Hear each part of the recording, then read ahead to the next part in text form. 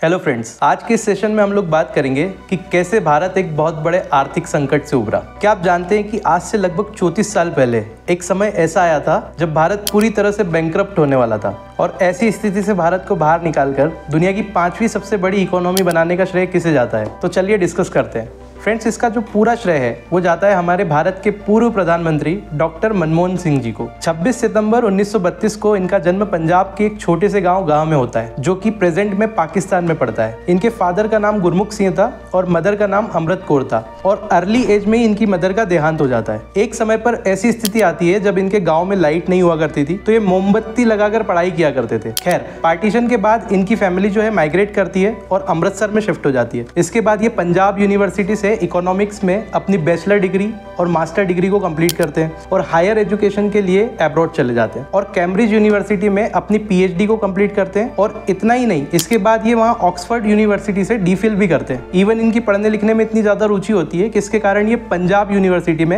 As a economics के professor भी काम करते हैं। इसके बाद ये 1966 से 1969 के पीरियड में यूनाइटेड नेशंस के लिए भी वर्क करते हैं और हाईली क्वालिफाई होने के कारण ब्यूरोक्रेट्स की नजर इन पर पड़ती है और फिर इनकी एंट्री होती है ब्यूरोक्रेसी में, जब इन्हें ललित नारायण मिश्रा द्वारा ministry of foreign and trade में एज एन एडवाइजर सिलेक्ट किया जाता है। इसके बाद डॉक्टर मनमोहन सिंह 1970 से लेकर 1980 तक भारत की कई बड़ी पोजीशन को होल्ड करते हैं। लाइक 1972 से 76 तक ये चीफ इकोनॉमिक एडवाइजर बनते हैं। फिर 1982 से 1985 तक गवर्नर ऑफ रिजर्व बैंक होते हैं। उसके बाद में 1985 से 87 तक ये deputy chairman of planning commission भी रहते हैं। और तो और आपको ये जानकर हैरानी होगी कि डॉक्टर मनमोहन सिंह ने कभी भी लोकसभा का इलेक्शन लड़ा ही नहीं, क्योंकि पॉलिटिकल बैकग्राउंड से आते ही नहीं है। यह तो अपनी काबिलियत और एजुकेशन के दम पर बड़ी से बड़ी पोजीशन पर अपना बेस्ट देते गए और भारत के वित्त मंत्री और फाइनली भारत के प्रधानमंत्री तक का सफर इन्होंने तय किया। और जब इन्हें भारत का वित्त मंत्री बनाया गया तब बहुत टफ टाइम था। 1991 में एक बहुत बड़े इकोनॉमिक क्राइसिस से इंडिया तब गुजर रहा था। एक्चुअली इंडिया के इतने खराब सिचुएशन में पहुंचने की वजह यह थी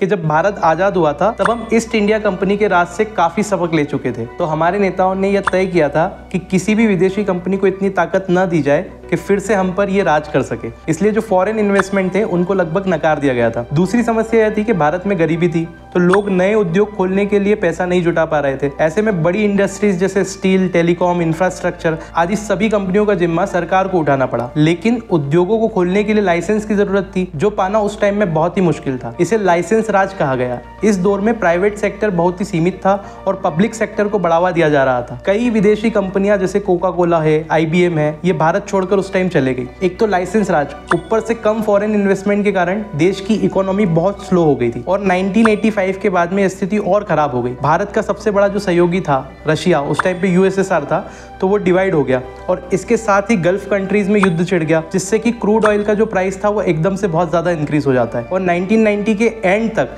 हालात इतने खराब हो गए कि भारत के पास केवल 3 हफ्तों के इंपोर्ट का पैसा बचा था और ऊपर से राजनीतिक हालात भी बहुत बिगड़ रहे थे। 1991 में चंद्रशेखर राव की सरकार गिर गई और देश में चुनाव कराने पड़े और चुनाव के बाद कांग्रेस की नई सरकार बनी और PV नरसिम्हा राव जो है प्रधानमंत्री बनते हैं। और उन्होंने प्रधानमंत्री बनते ही समझ लिया कि हालात कितने खराब है। उन्होंने तुरंत डॉक्टर मनमोहन सिंह जी को वित्त मंत्री बनाया और फिर इन्होंने वित्त मंत्री बनते ही सब कुछ पलट के रख दिया। इन्होंने कई ऐतिहासिक कदम उठाए, लाइक रुपए की कीमत डॉलर की कीमत के मुकाबले 20% तक कम कर दी। हमारे इंडिया का 47 टन ऑफ गोल्ड जो है एयरलिफ्ट करके विदेशी बैंकों में गिरवी रखा गया और भी कई सारे इकोनॉमिक चेंजेस किए गए, लाइक लाइसेंस राज को खत्म कर दिया गया। कंपनीज में फॉरेन इन्वेस्टमेंट को 51% तक की छूट दे दी और पब्लिक सेक्टर कंपनीज को भी इन्होंने फ्रीडम दे दी। और इन सब प्लान्स का असर ये देखने को मिला कि इंडिया में 1991 से पहले एम्बेसडर और प्रीमियर पद्मिनी जैसी कारें दिखती थी और बाद में टोयोटा, होंडा, हुंडई जैसी कारें भी आने लगी। टीवी के नाम पर केवल दूरदर्शन होता था लेकिन अब स्टार प्लस, सोनी, ZTV इस तरह के चैनल भी चलने लगे। और इसके साथ ही साथ फॉरेन ब्रांड्स जैसे Pepsi, Coca Cola, McDonald's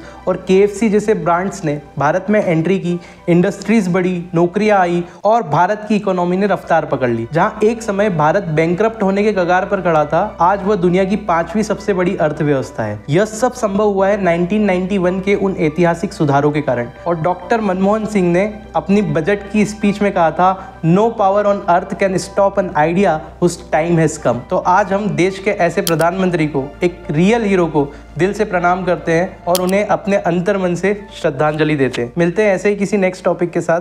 thanks for watching.